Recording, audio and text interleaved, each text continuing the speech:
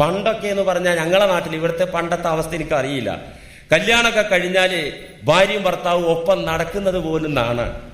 ഭർത്താവ് ഒരു വഴിക്ക് പോവുകയാണെങ്കിൽ ഭർത്താവ് മുന്നിൽ നടന്നാല് ഒരു 8-10 മീറ്റർ പിറകിലെ ഈ സാധനം വരുള്ളൂ, വളരെ നാണിച്ച്. ഇന്ന് ഒപ്പല്ല, ഇക്കാന്റെ മുന്നിലാ ഒരു സ്റ്റെപ്പ് പെണ്ണിൻ്റെത് മുന്നിലാണ്. മാത്രല്ല തോളത്ത് കൈയിടുന്നതിനൊന്നാണല്ല ഇക്കാന്ന് വിളിക്ക. അന്നൊന്നും പേരെന്നെ വിളിക്കൂല. ഇപ്പൊ എന്റെ വീട്ടിലൊക്കെ എനിക്കറിയാം, എന്റെ ഉപ്പ ഒരിക്കലും ഉമ്മായ പേര് വിളിച്ച് ഞാൻ കേട്ടിട്ടില്ല. ഇപ്പം 33 വയസ്സായി എനിക്ക്. അത് തെറ്റാണോ? തെറ്റൊന്നുമല്ല. എന്റെ ഉപ്പയും ഒരു പള്ളിയിൽ ഉസ്താദായി 40 വർഷത്തോളം ഒരു മഹല്ലിൽ തന്നെ ജോലി ചെയ്തൊരു പണ്ഡിതനാണ്. ഒരിക്കലും മറിയം എന്നാണ് പേര്, മറിയമ്മ എന്നുള്ളൊരു വിളി ഒരിക്കലും ഞാൻ എന്റെ ചെവി കൊണ്ട് കേട്ടിട്ടില്ല. ദേഷ്യം പിടിച്ചപ്പോഴും അല്ലാതെ കേട്ടിട്ടില്ല. ഞങ്ങളുടെ നാട്ടിൽ അതിനൊരു പ്രത്യേക ഭാഷയുണ്ട്, ഭാര്യയെ വിളിക്കുന്ന ഒരു സൂചന.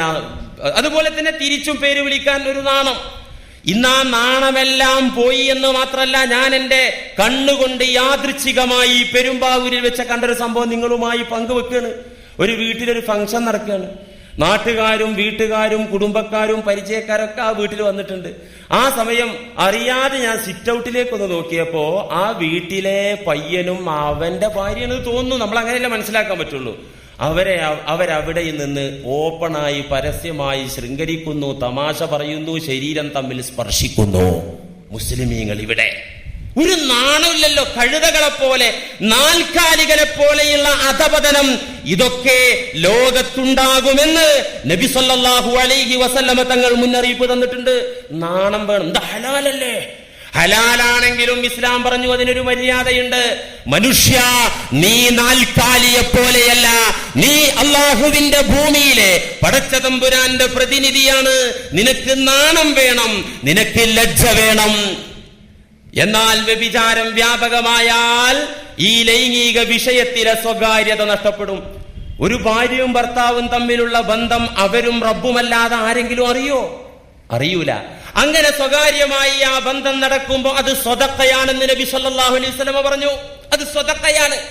അവരും അല്ലാഹുവും മാത്രമേ അതറിയുന്നുള്ളൂ. എന്നാൽ വ്യഭിചാരം നാട്ടിൽ വ്യാപിച്ചാലോ സ്വാഭാവികമായും ആ വാർത്ത പുറത്ത് വരാൻ തുടങ്ങും. ഇജ്മാലൻ മൊത്തത്തിൽ വാർത്ത വരുന്നതിന്റെ പിറകിൽ എവിടെ, എങ്ങനെ, ഏത് സമയത്ത്, ഏത് രൂപത്തിൽ എന്ന വാർത്തയൊക്കെ പുറത്തു വരും. അങ്ങനെ അതിന്റെ സ്വകാര്യ അവസ്ഥ നഷ്ടപ്പെട്ടാൽ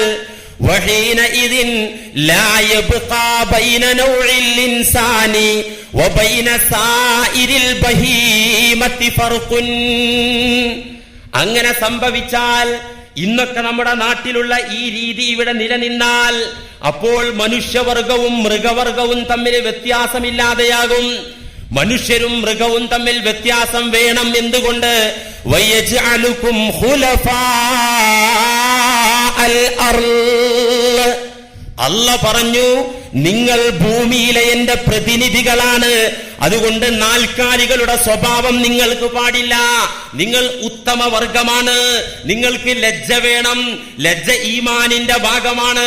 നിങ്ങൾക്ക് മാന്യത വേണമെന്ന് അല്ലാഹു സുബ്ഹാനഹു വ തആല പഠിപ്പിച്ചു. എത്രത്തോളം എന്ന് വെച്ചാൽ, സ്വന്തം ഭാര്യയുമായിട്ടുള്ള അനുവദിക്കപ്പെട്ട ബന്ധം പോലും പുറത്ത് പറയരുത് എന്ന് പരിശുദ്ധ ദീനുൽ ഇസ്ലാം കണിശമായി നമ്മെ ഉണർത്തുന്നു. എന്ത്?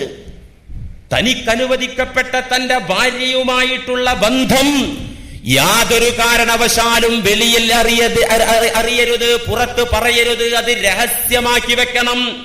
ഒരാൾ തന്റെ ഭാര്യയുമായിട്ടുള്ള ബന്ധം പരസ്യപ്പെടുത്തിയാൽ അവനെക്കുറിച്ച് നബി സല്ലല്ലാഹു അലൈഹി വസല്ലമ പറഞ്ഞത് എന്താണെന്നറിയോ? അന്ത്യദിനത്തിൽ അല്ലാഹുവിങ്കൽ ഏറ്റവും വെറുക്കപ്പെട്ടവൻ അവനായിരിക്കുമെന്നാണ്. എന്ത്? ഇന്ന മിൻ അശർരിന്നാസി ഇൻദല്ലാഹി മൻസിലതൻ യൗമൽ ഖിയാമ. ഇമാം മുസ്ലിം സ്വഹീഹിൽ ഉദ്ധരിച്ച ഹദീസാണ്. ഇന്ന മിൻ അശർരിന്നാസ് ഇൻദല്ലാഹി മൻസിലതൻ യൗമൽ ഖിയാമ. അന്ത്യദിനത്തിൽ അള്ളാഹുവിന്റെ സന്നിധിയിൽ അള്ളാഹു ഏറ്റവും വെറുക്കുന്ന മനുഷ്യരാരാന്നറിയോ? കളവ് നടത്തിയവരല്ല, അടിപിടി നടത്തിയവരല്ല, കൊല ചെയ്തവരല്ല. അള്ളാഹ്ക്ക് വെറുപ്പ്. അള്ളാഹ് കണ്ടാൽ തന്നെ വല്ലാത്ത വെറുപ്പായിരിക്കും അവരോട്. ഇന്ന മിൻ അശർരിന്നാസ് ഇൻദല്ലാഹി മൻസിലതൻ യൗമൽ ഖിയാമ. അള്ളാഹുവിന്റെ സന്നിധിയിൽ ഈ ലോകത്ത് വന്ന ജനങ്ങൾ മുഴുവനും കോടാനുകോടി ജനങ്ങൾ അള്ളാഹുവിന്റെ മഹ്ശറയിൽ സംഗമിക്കുമ്പോ അവരിലെ ഒരു ഗ്രൂപ്പിനോട് അള്ളാഹുവിന് വല്ലാത്ത വെറുപ്പായിരിക്കും, അറപ്പായിരിക്കും. അവരാരാന്നറിയോ? അർജുല യഫ്ലി ഇലംറഅത്തിൻ. ഏത് വർഗാവര്? ഒരു വിഭാഗം ആളുകൾ. ആ വിഭാഗം ആളുകൾ അവരുടെ ഭാര്യമാരെ സമീപിച്ചു. വതുഫ്ലി ഇലൈഹി, ഭാര്യമാരിലേക്ക് ചെന്നുകൊണ്ട് അവരുമായി ബന്ധത്തിലേർപ്പെട്ടു. വതുഫ്ലി ഇലൈഹി, ഭാര്യ ഇവനുമായിട്ടും ബന്ധപ്പെട്ടു. അവർ തമ്മിൽ നടന്നു ലൈംഗിക ബന്ധം. എന്നിട്ട് സുമ്മ യൻശുറു സിർറഹാ, അവളുമായിട്ട് ശയിച്ച ആ രംഗങ്ങൾ, അവളുമായിട്ടുണ്ടായ അനുഭവങ്ങൾ വെളിയിൽ വന്ന് കൂട്ടുകാരോടും തനിക്ക് ഇഷ്ടപ്പെട്ട ആളുകളോടും ചങ്ങാതിമാരോടും പറയുന്ന ആളുകളുണ്ടല്ലോ, അവർ അന്ത്യദിനത്തിലെ ഏറ്റവും അള്ളാഹു വെറുത്ത ആളുകളായിരിക്കുമെന്ന് ഖാല റസൂലുള്ളാഹി. ഗൗരവം മനസ്സിലാക്കണം. നിങ്ങൾ തമാശ പറയാന്ന് വിചാരിച്ചോ? ഇന്ന് കല്യാണം കഴിഞ്ഞാല് അന്ന് എന്നെ കാത്തു നിൽക്കുക, പുതിയ പെണ്ണെട്ടിയ പയ്യന്റെ കോള് കാത്തുക്കുക, അല്ലെങ്കിൽ അവൻ പുറത്തിറങ്ങുന്നത് കാത്തുക്കുക ചെറുപ്പക്കാര്. എന്നിട്ട് പല കഥ അവർക്ക് കേൾക്കാണ്ട്. ഇവരും പഠിക്കേണ്ടതല്ലേ? ഇപ്പൊ ലൈംഗിക വിദ്യാഭ്യാസമൊക്കെ സ്കൂളിലൊക്കെ, നമ്മളെ വിദ്യാലയങ്ങളിലൊക്കെ ലൈംഗിക വിദ്യാഭ്യാസം വേണം വേണ്ട എന്നുള്ള ചർച്ചകളും അങ്ങനെയുള്ള വിഷയങ്ങൾ ആണും പെണ്ണും ഒക്കെ ഇടകലർന്നിരിക്കണം. ആദ്യം ലൈംഗിക വിദ്യാഭ്യാസം കൊടുക്കുക, അപ്പൊ തിയറിയാവും. പിന്നെ ആൺകുട്ടികളെയും പെൺകുട്ടികളും ഒന്നായിട്ടാണ് ഇരുത്തിയാലോ പ്രാക്ടിക്കലാക്കാനും എളുപ്പമാണ്. അതല്ല, അങ്ങനെയുള്ള വിദ്യാഭ്യാസ സംവിധാനം അങ്ങനെയുള്ള വേണ്ടത് അല്ലേ? അപ്പോ എന്നിട്ട് ഇത് പരസ്യപ്പെടുത്തുന്ന ആളുകൾ, ഇത് കേൾക്കാൻ ആഗ്രഹിക്കുന്ന ആളുകളൊക്കെ അന്ത്യദിനത്തിലെ നീചരും നികൃഷ്ടരുമായിരിക്കുമെന്ന് നബി സല്ലല്ലാഹു അലൈഹി വസല്ലം അറിയിക്കണം. ഇതൊക്കെ നമ്മളെ നാട്ടിൽ ഇതൊക്കെ കണ്ടുകൊണ്ടിരിക്കുന്നു.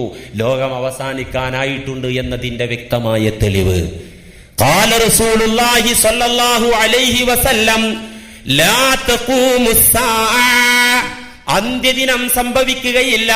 ഹത്താ യതഫാസദൻ നാസ് തഫാസുദൽ ഹുമുരി ഫിത്തുറുഖി വൽ അസ്വാഖ്.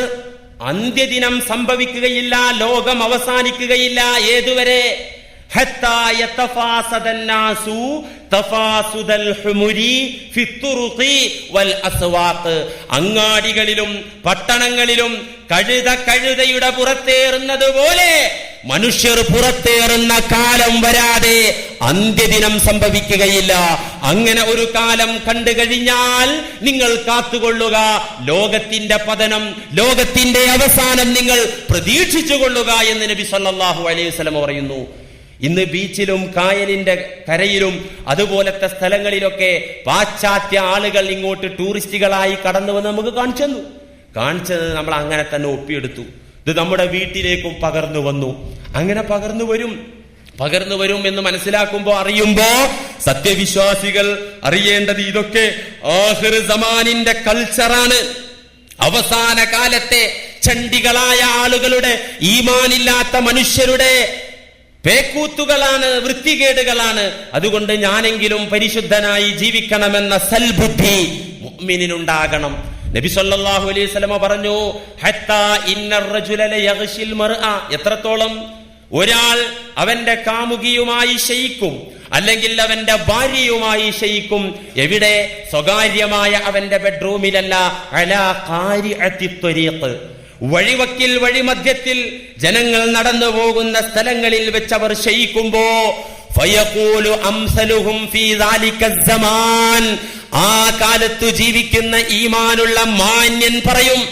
അക്കാലത്ത് ജീവിക്കുന്ന മാന്യൻ ഇത് കാണുമ്പോ, വഴിയിൽ ഇത് കാണുമ്പോ, പട്ടണത്തിൽ ഇത് കാണുമ്പോ, മനുഷ്യർ നടന്നു പോകുമ്പോ വഴികളിൽ ഇത് കാണുമ്പോ മാന്യൻ പറയും. മാന്യതയില്ലാത്തവനോ ഒളിക്കണ്ണുകൊണ്ട് നോക്കിക്കാണും, ചാൻസ് കിട്ടിയ മൊബൈൽ കൊണ്ട് പകർത്തും ചെയ്യും. അല്ലേ? ഇന്നിപ്പോ അതാണല്ലോ. ബാത്റൂമിൽ മൂത്രമൊഴിക്കാൻ പോകാൻ പെണ്ണുങ്ങൾക്ക് ധൈര്യമില്ല. കഴിഞ്ഞ ആഴ്ച പോയപ്പോ, ഞാൻ നാട്ടിൽ പോയപ്പോ എന്റെ ഭാര്യ പറയാണ്, പേടിയാണ്, കക്കൂസ് പോകാൻ പോലും പേടിയാണ്. ശരിയല്ലേ? ആ ഒരു അവസ്ഥ ലോകത്തുണ്ടായി. സുബ്ഹാനല്ലാഹ്. ഇതൊക്കെ ജൂതായിസത്തിന്റെ കണ്ടുപിടുത്തമാണ്. മൊബൈൽ ക്യാമറ കണ്ടുപിടിച്ചത് ആരാ? ഇസ്രായേലികൾ. ജൂതന്മാർ മുസ്ലിമീങ്ങളെ നശിപ്പിക്കാൻ വേണ്ടി, ഈ ലോകം മുഴുവൻ നശിക്കാൻ വേണ്ടി ജൂദായിസം കണ്ടെത്തിയ സാധനമാണിത്. അത് നല്ല നിലക്ക് ഉപയോഗിക്കുന്നവരുണ്ട്, ഉപയോഗിച്ചോ കുഴപ്പമില്ല. പക്ഷേ ഇതൊക്കെ ദുരുപയോഗം ചെയ്യപ്പെടുന്നു ഇന്ന് എന്നതാണ് സത്യം. നബി സല്ലല്ലാഹു അലൈഹി വസല്ലം പറഞ്ഞു, അന്നത്തെ മാന്യൻ ഇത് കാണുമ്പോ സഹിക്കാൻ പറ്റാത്ത മാന്യൻ അവൻ പറഞ്ഞു പോകും,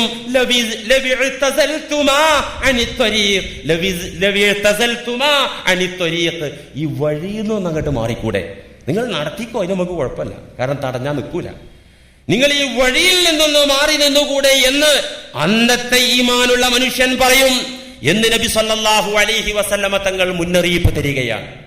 അതുകൊണ്ട് ഇതിലൊക്കെ കുറച്ച് സദാചാര മര്യാദകൾ നമ്മൾ പാലിക്കണം. ഇതെന്താ, നമ്മൾ ഈ മര്യാദകൾ, ഈ മറയും ഒളിയും സ്വകാര്യതയൊക്കെ നഷ്ടപ്പെട്ടാൽ എന്താ അതിന്റെ കുഴപ്പമെന്നറിയോ? ഹലാലായതാണെങ്കിലും പരിശുദ്ധ ദീനുൽ ഇസ്ലാം നിനക്ക് അനുവദിച്ച നിന്റെ ഭാര്യയാണെങ്കിലും അതിൽ പാലിക്കേണ്ട മര്യാദ പാലിച്ചില്ലെങ്കിൽ ദുരന്തം അടികൊള്ളുന്നത് നിന്റെ വീട്ടിൽ തന്നെ ആയിരിക്കും അടികൊള്ളുക. നിന്റെ വീട്ടിൽ പ്രായമായ മക്കളുണ്ടാകും, അല്ലെങ്കിൽ മൂത്ത ഇക്കയും അവന്റെ ഭാര്യയും ചെയ്യുന്നത് കാണുമ്പോ അവിവാഹിതനായ ഇളയ അനിയൻ ഇത് കാണും. ഇതൊക്കെ മനുഷ്യന്റെ ചിന്ത തെറ്റിച്ച് കളയും. അല്ലാഹു സുബ്ഹാനഹു വ തആല വ്യഭിചരിക്കരുത് മുഅ്മിനീങ്ങളെ, മുസ്ലിമീങ്ങളെ നിങ്ങൾ വ്യഭിചരിക്കരുത് എന്ന് പറയാതെ അതിന്റെ വഴികൾ നിങ്ങൾ സൂക്ഷിക്കണമെന്ന് പറഞ്ഞ വഴിയിൽ ഇതൊക്കെ പെടും. ഏത് വിടും? നമ്മുടെ സ്വകാര്യമായ ലൈംഗികത നമ്മൾ പരസ്യപ്പെടുത്തിയാൽ നമ്മൾ വ്യഭിചാരത്തിന്റെ വഴിയിലാണ്. നമ്മൾ വ്യഭിചരിക്കുന്നില്ലെങ്കിലും മറ്റുള്ളവർക്ക് അതിന്റെ കവാടം തുറന്നുകൊടുത്ത് മറ്റുള്ള ആളുകൾ അതിലേക്ക് കടന്നുപോയാൽ വ്യഭിചരിച്ചതിന്റെ കുറ്റത്തിൽ നിന്നുള്ള ഒരു പങ്ക് ഹലാലായ ഭാര്യയുമായിട്ടുള്ള സല്ലാപം പരസ്യപ്പെടുത്തിയ മുസ്ലിമിന് ലഭിക്കും. മനസ്സിലാകുന്നുണ്ടോ നിങ്ങൾക്ക്? അതുകൊണ്ടാണ് അല്ലാഹു ഇത് സ്പഷ്ടമായി പറഞ്ഞത്, വലാ തഖറബു. എന്നിട്ട് പരിശുദ്ധ ദീനുൽ ഇസ്ലാം അതിന്റെ കവാടമൊക്കെ നമ്മളോട് അടക്കാൻ പറഞ്ഞു. വ്യഭിചാരത്തിന്റെ അതിരുവിട്ട ലൈംഗികതയുടെ കവാടം അടക്കാൻ പറഞ്ഞു. പ്രിയപ്പെട്ട മുസ്ലിമേ, ചെറുപ്പക്കാരാ, ഇക്കാക്കമാരെ, എന്റെ മുന്നിലിരിക്കുന്ന ഉപ്പമാരെ, നമുക്കൊക്കെ വേണ്ടത് അള്ളാഹുവിന്റെ സ്വർഗത്തിന്റെ അനുഭൂതിയാണ്. അള്ളാഹു നമുക്കത് നൽകട്ടെ. സ്വർഗത്തിന്റെ അനുഭൂതി നമുക്ക് കിട്ടണമെങ്കിൽ, അള്ളാഹുവിന്റെ പൊരുത്തം നമുക്ക് കിട്ടണമെങ്കിൽ ഈ പരീക്ഷണത്തിൽ നമ്മൾ വിജയിക്കണം. ഈ പരീക്ഷയിൽ ഏറ്റവും വലിയ ക്വസ്റ്റ്യൻ ഏതാണെന്നറിയോ? ഈ പരീക്ഷയിലെ ഏറ്റവും വലിയ ചോദ്യം ഏതാണെന്നറിയോ? നമ്മുടെ കാമവികാരമാണ്. അള്ളാഹു നമ്മിലിട്ട ആ കാമവികാരം വലിയ ഒരു ക്വസ്റ്റ്യൻസ് ആയി നിൽക്കുകയാണ്. ആ ക്വസ്റ്റ്യൻസിന് നല്ല മറുപടി എങ്ങനെ കൊടുക്കണം? അള്ളാഹു അനുവദിച്ച മാർഗത്തിൽ അതിനെ പ്രയോഗവൽക്കരിക്കണം. അള്ളാഹു ഇഷ്ടപ്പെടുന്ന മാർഗത്തിൽ മാത്രം അതിനെ പ്രയോഗിക്കണം. അല്ലാത്ത മാർഗത്തിലുള്ള സുഖം, ആനന്ദം വേണ്ടെന്നു വെക്കാനുള്ള പക്വത, ഈമാനിക കരുത്ത് നമുക്കുണ്ടായാൽ, പറഞ്ഞല്ലോ ആദ്യത്തിൽ അള്ളാഹു എന്തിനാണ് ഈ വികാരം നമ്മിൽ നിക്ഷേപിച്ചതെന്ന്. അതിൽ പ്രധാനപ്പെട്ടത് സ്വർഗീയ ആനന്ദം പഠിക്കാനും തിരിച്ചറിയാനും മനസ്സിലാക്കാനും വേണ്ടിയാണ്. ഈ ഒരു ആനന്ദത്തിന്റെ സ്ഥായിയായ നിലനിൽപ്പ്, അവസാനിക്കാത്ത നിലനിൽപ്പാണ് സ്വർഗീയ ആനന്ദം. ആ ആനന്ദത്തിന് വേണ്ടി 1, 2, 3, 4 അല്ലെങ്കിൽ 10 സെക്കൻഡുകളിൽ കിട്ടുന്ന ആനന്ദം പടച്ച തമ്പുരാന്റെ പ്രീതിക്ക് വേണ്ടി വേണ്ടെന്നു വെക്കാനുള്ള കരുത്ത് നമുക്കുണ്ടാകണം. അല്ലാഹു തൗഫീഖ് ചെയ്യട്ടെ. അള്ളാഹു അതിന്റെ മാർഗം മുഴുവൻ അടക്കാൻ പറഞ്ഞു. പ്രധാനപ്പെട്ട മാർഗം ഏതാ? നമ്മൾ വളരെ നിസാരമായി കരുതുന്ന ഒരു മാർഗം. വ്യഭിചാരത്തിന്റെ ഫസ്റ്റ് ഡോർ ഏതാണെന്നറിയോ? ഫസ്റ്റ് ഡോറ്, ആ ഡോറ് കടന്നിട്ടേ പിന്നെ അടുത്ത ഡോർക്ക് കയറാൻ പറ്റുള്ളൂ, അടുത്ത വഴിയിലേക്ക് എത്താൻ പറ്റുള്ളൂ, റൂമിലേക്ക്. ആദ്യത്തെ പ്രഥമവും പ്രധാനവുമായ കവാടം ഏതാണെന്നറിയോ? ആ കവാടം അല്ലാഹു അടക്കാൻ പറഞ്ഞു. അതാണ് സൂറത്തുൻ നൂറിന്റെ 30-ാമത്തെ ആയത്തിൽ കാണുന്നത്. വഖുല്ലിൽ മുഅ്മിനീൻ, നബിയെ അങ്ങ് സത്യവിശ്വാസികളായ പുരുഷന്മാരെ വിളിച്ച് ഉപദേശിക്കുക. വഖുൽ, നബിയെ അങ്ങ് വിളിച്ചു പറയുക സത്യവിശ്വാസികളായ മുഅ്മിനീങ്ങളായ പുരുഷന്മാരോട്. ലിൽ മുഅ്മിനീൻ എന്താ പറയേണ്ടത്? യഉള്ളൂ മിൻ അബ്സാരിഹിം, അവരുടെ കണ്ണുകൾ താഴ്ത്താൻ പറയുക.